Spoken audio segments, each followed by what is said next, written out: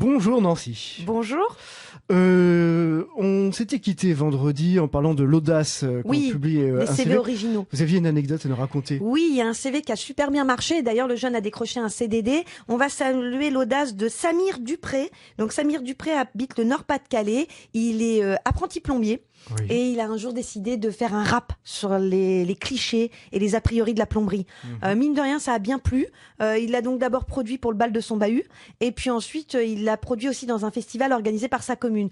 Puis ça a tellement accroché qu'avec ses amis et ses proches, ils ont fait un vrai clip sur YouTube qui a atteint plus de 36 000 vues. D'accord. Et c'est une autre façon de parler de lui, de parler du rap. Ça a accroché. Il a eu pas mal d'entretiens d'embauche à la suite de la diffusion de ce clip, et dont un qui a abouti sur un CDD. Donc voilà. C'est une bonne idée, ouais. Ouais. Ce qu'ont aimé aussi les recruteurs, c'est qu'ils avaient vraiment l'impression de le cerner dans sa personnalité propre et entière à travers ce clip. Donc vous voyez, quand je viens souvent sur le savoir-être, bon, maintenant on n'est pas tous rappeurs, moi je me vois pas faire un clip. Il faut que ce soit bien fait surtout. Hein. Je pense faut que ça soit bien fait, faut que le texte ait du sens, c'est pas vulgaire, il est mignon, enfin, et dans le sens qu'il est mignon, dans le sens il est poli, hein. Quand je dis ça, c'est pas physique, c'est poli, enfin voilà, on a vraiment envie d'aller vers lui, quoi, donc c'est important.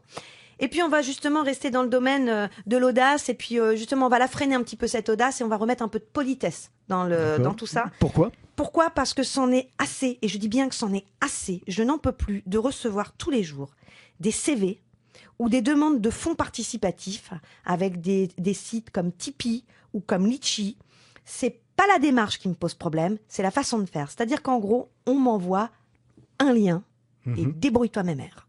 J'ai pas bonjour, j'ai pas merci de bien vouloir trouver 6 joints à mon CV, on me le balance comme ça en live et en direct. J'ai le droit sur Twitter, j'ai le droit sur Viadeo, sur LinkedIn, sur Skype aussi. Des gens qui m'ont pas donné signe de vie depuis des lustres. Paf, est-ce que tu veux bien participer au lancement de mon produit? Eh ben tiens, tu mets 15 € et tout. Il faut arrêter là, hein.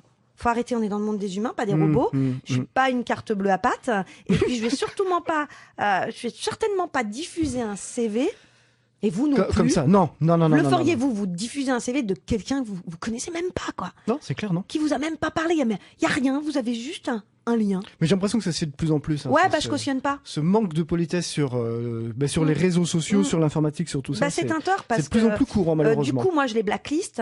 Oui. Du coup, je les décommande aussi auprès de mes collaborateurs. Attention, là, lui, là, il sait pas dire bonjour. Première vie, on a dû lui priver de ses bras, il sait pas taper sur un clavier. On le prend pas. Je veux dire, le numérique, je l'ai déjà dit, ça va vite, mais c'est pas pour autant qu'on est obligé de faire pareil.